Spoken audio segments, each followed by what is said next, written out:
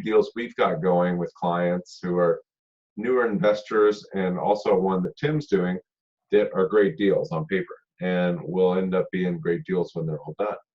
Yeah, sure. So let's talk about the client ones first. Okay, awesome. So yeah, the first one here is in Northeast Minneapolis, really hot neighborhood. Prices and rents are going through the ceiling. It's getting harder and harder to find a duplex in this neighborhood, but it's certainly not impossible. So this one's priced at $305,000. Her mortgage payment with taxes and insurance is $2,020. The rent is going to be $1,500. She's going to live in one unit, have a roommate, so she's going to get $600 for the other room, $2,100. So after she moves out, she'll roughly get $3,000 in rent. While she lives there, she'll make $2,100 in rent. So she'll live rent-free or mortgage-free while living there.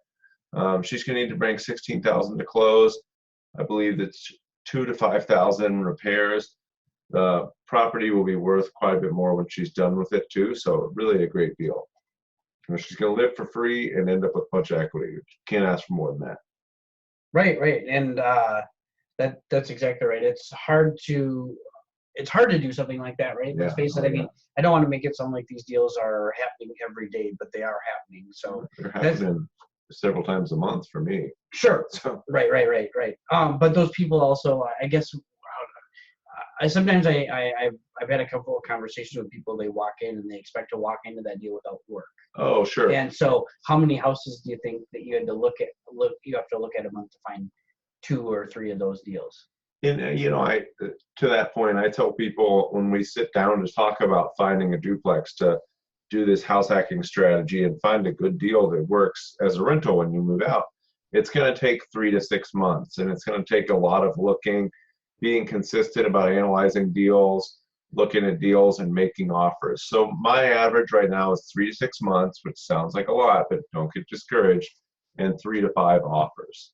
So don't expect to walk into the first house or the second house, make an offer at a number that works, and get a deal. It doesn't work that way. But be prepared to make an offer on the first house, because if it just so happens that the first one is a deal like this, it's a great deal, and you don't make that offer, then it's probably going to be 6 months before you see the next one, right? So I showed, there's one we're going to talk about. We showed them 2 houses. The second one was a great deal, and they ended up making an offer and getting it, and they're going to live almost completely for free in that one too. So it could certainly happen, but know what a good deal looks like before you go into it. They had been researching this, and they had done their homework before we started looking at deals. So I always tell people, hey, it's going to take 3 to 6 months, and it's going to take knowing what a good deal looks like and making an offer when you find that good deal. So the last deal I bought, and I know what the last deal you bought, made an offer right away. The last deal I bought, I saw it come onto the MLS, and I made an offer right away because I knew it was a good deal. And I knew that if I found anything horribly wrong with it, I could back out my inspection period. In the last deal we closed for Tim, we looked at the house, went to a coffee shop right after, talked about it, and I think he made an offer an hour or 2 later. So we didn't wait. It was a good deal. There was nothing left to wait or think about. You don't think about it when you're buying investments. You run numbers. If the numbers are good, you make an offer. Right. If you're thinking about it, you're thinking about it before you make it. Days before you see the property. Right? Yeah. You're getting prepared for it now. And you're in my head, thinking about it is emotional, and investing is not an emotional, it's a numbers game. So if you have to think about it, you don't know your numbers well. So know your numbers, know what a good deal looks like, and be ready to move when you find it. Yeah, absolutely. So you want to talk about the second deal? Yeah, second deal is actually the one I was talking about that we saw 2 properties. This was the second one. It was a great deal. It's in Stillwater, which is a city right outside of the Twin Cities. It was priced at $260,000. We rolled the closing costs in, so we came up a little higher on that price to get the seller to pay for all the closing costs. So the purchase price is $262,900. The seller's paying all of their closing costs. Yeah. The mortgage payment. Some of that's discounted. Their closing costs weren't $2,900. No, so some of the money is coming off that purchase price. So, but their mortgage payment with taxes and insurance is $1,850. There's 2 units. One is a 4-bedroom and one is a 2-bedroom. The one that's a 4-bedroom rents for $1,800 to $2,000. They have tenants in there right now. They're going to fix it up a little bit when those tenants move out and re-rent it. So we're going to say $1,800 just to be safe. Their mortgage payment, we just said it's $1,850. So they're going to pay $50 a month to a mortgage payment. Their cash to close is they're paying around $10,000 plus $3,000 to $4,000 for repairs, which they're going to do a lot of this themselves and not hard repairs over time. Yeah. So great deal. Basically living for free. This didn't take a long time to find. They just knew what a good deal looked like, and they knew how to run numbers on these deals. And we can help you, and Bigger Pockets can help you. There's lots of resources out there to help you learn how to analyze a deal. And you need to learn how to analyze a deal. You don't want to rely on me or rely on Tim to tell you this is a good deal. Not only will we, I personally won't be responsible for somebody else's numbers. I'll help them verify the numbers in their numbers, so help them figure out what water, sewer, and trash is going to be, and what their management will be, and what the vacancy is going to look like. But you need to be able to know for yourself what a good deal looks like. So when you see it, you can be confident this is what it's going to be. You don't want to rely on somebody else to sell you on what the deal is going to cash flow when you're done. Right, and no one wants to take that risk. And frankly, you don't have the time. You've got other things going on with other clients, so you can't be looking at deals for them, right? Yeah, exactly. I think another thing I think would be important too, though, real quick, is like, how would you categorize these houses in terms of their level of finish and stuff, right? I mean, like, give me an idea of what these houses are like. So most of these need some light cosmetic work. They don't need, yours probably needs the most work out of anything, and we'll talk about that here in a bit. But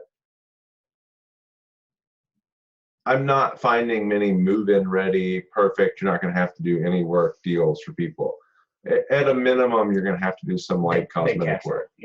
Cash flow. Yeah, you can buy a place that looks beautiful, and that's what I would do if I was fixing up a deal to sell it. I'd make it amazing and sell it to somebody that wants a move-in ready place, but you're not going to find a cash flow deal there. The last duplex I owned that I sold was perfect, move-in ready. I was living there, and it was easy for the guy that moved in, but it probably didn't cash flow at those numbers.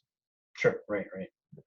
So my deal, gosh, I didn't even know we were going to talk about it. So I didn't write the numbers down, but I can tell you, I can give you certainly some of the stats. So this actually was an off-market deal found through Jordan. So it never hit the MLS. I was the only person to look at it. And like he said, as soon as I saw it, I knew it was a deal to buy, regardless of any other factor. I knew I needed to jump on it before someone else did. So we ended up at a price of $295, including them paying $5,000 my closing costs. My closing costs were more than $5,000, but that's how much they covered. And then what I did is I structured it as a commercial loan with a rehab budget. So I put 20% down on the total of the purchase plus the rehab.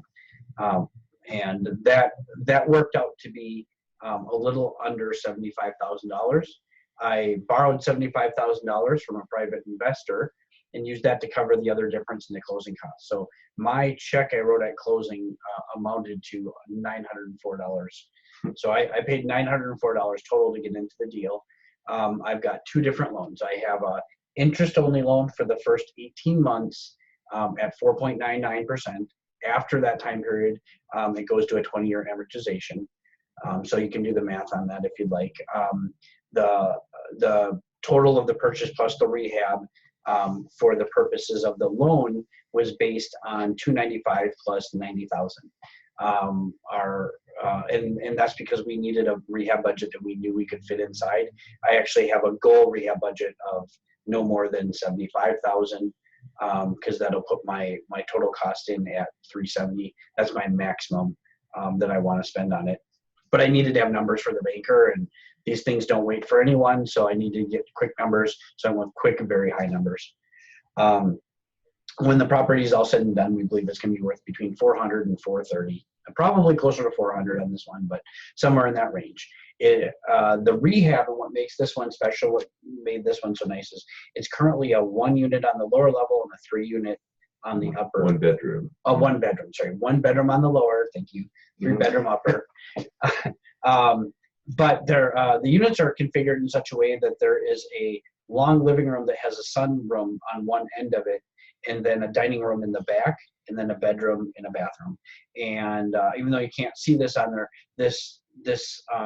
you can turn this sunroom into a bedroom without sacrificing the feel of the property. It's not gonna feel like some sort of landlord janky type bedroom that's really should be something else. It's still gonna have nice flow. So what we're gonna do is on each unit we're able to add one bedroom so that it'll become a 2-bedroom, 4-bedroom. And then in the process, we do have to reconfigure the way the bathroom's laid out in order to make it flow well so that it doesn't seem janky. And so we're doing that for both units. We'll do another little bit of TLC. I like to add dishwashers, stuff like that. So a little bit of TLC in the rest of the units. And current rents are very low because the people who are renting it, landlords, really didn't want to be landlords. So they were charging $800 for a unit that in Northeast Minneapolis that was probably clearly worth $1,000 to $1,100 as is. Yeah, one bedroom at least. Yeah, $1,000 to $1,100 without much problem. We're budgeting to get $1,340. I think that we're gonna actually try for about $1,400, but we're budgeting for $1,340 in that unit. Upper unit, we're budgeting for $2,140, I believe is the budget number. We're actually gonna try for a little bit more than that as well. So when it's all said and done, we'll be quite happy on this one. You know, we're seeing somewhere around $3,500 a month, in that range anyway.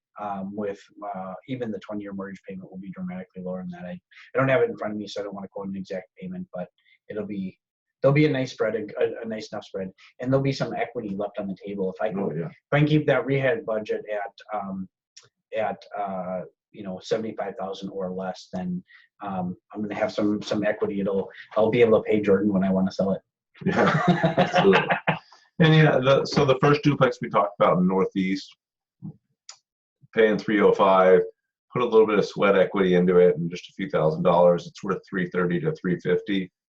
The place in Stillwater probably worth around $270 to $280 when it's done. So all these properties, you're going to have a little bit of equity in it when you're done. And that's typically what we're looking for. We're looking for something that cash flows, and then you can make some equity either through sweat equity, hiring a contractor to do a rehab, or just repositioning the place to make it a nicer, better feel. So yeah, absolutely. You can do that rather easily, really, and not easy. You know, none of this is easy. It takes time and effort, but it can certainly happen. And I hear all the time, oh, you can't find deals right now. They don't want to do deals because deals were so easy a few years ago, but you can still certainly find them. And there's people out there making good money right now. So you can either choose to be the person sitting on the sidelines doing nothing, or you can get out there and make deals happen like Tim just did.